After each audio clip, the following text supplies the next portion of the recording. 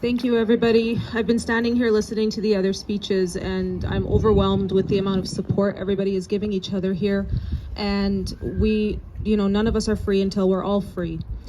What I can say specifically about Gaza right now, I'm sorry, I'm a little emotional. I wasn't expecting to speak today, so bear with me.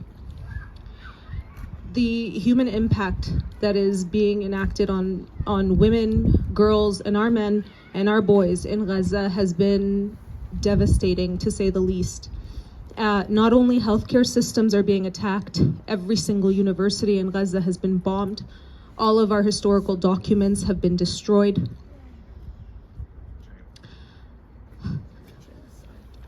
Journalists are being targeted and murdered for one specific reason, and that is because the Zionist entity does not want the truth to come out. Somebody asked me recently here today, why do you guys keep rallying every week? Mainstream media doesn't even come out and cover your rallies anymore. And my response was, Gaza taught us that we don't need anybody else to tell our stories.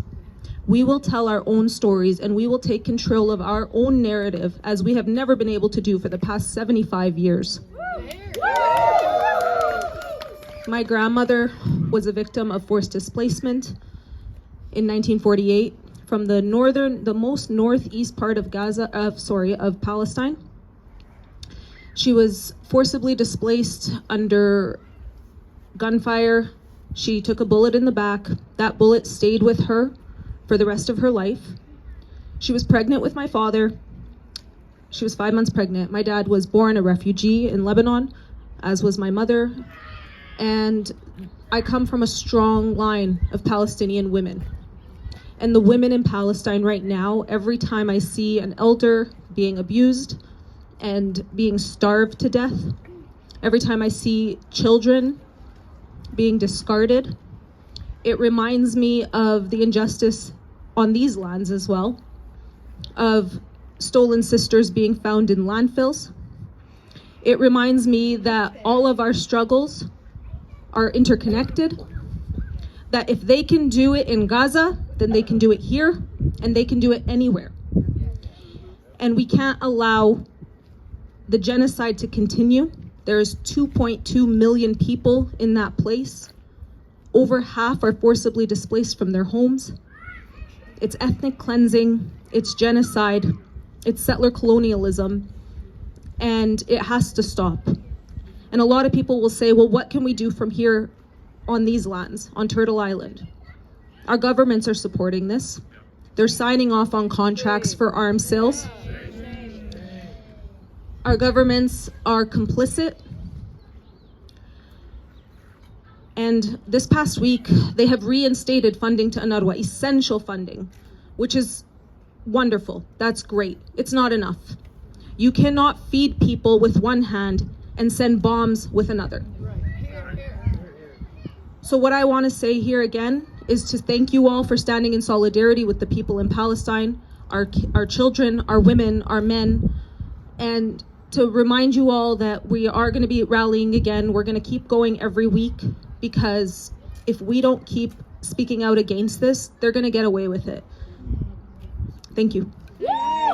And a lot of people may not know that the executive director of the Sexual Assault Center at the University of Alberta was fired for her support of the opposition to the genocide in Gaza, and which is entirely shameful. What you might not know, though, is that the Sexual Assault Center has been shut down completely since November. So not just the ED was fired, but all of their staff were fired. And the university has been saying that the services are ongoing. They're not. No university woman has access to the essential supports that sexual assault center was providing. So for the hypocrisy to say that somehow wars are defending women's rights, we heard it before in Afghanistan, right? That we had to invade Afghanistan to protect women's rights, just as the government here was canceling childcare funding. It is just shameful. So we of course we stand against all forms of sexual violence, but we will not use women's rights to be an excuse, a justification for genocide. Yeah. I just want to add one thing on that this administration of this university has been harboring Nazis for at least 50 years. It has been funding them to the tune of millions of dollars. It has assaulted and attacked people who exposed them. And now they claim that those of us, all the people who defend Palestine, who defend the people of Gaza, who oppose apartheid, genocide, ethnic cleansing, call for a ceasefire, that they are so-called anti-Semitic, a ridiculous word, because of course we all know that the people of the Arab peoples are also Semites. So I mean, it's a word which erases the Arab people.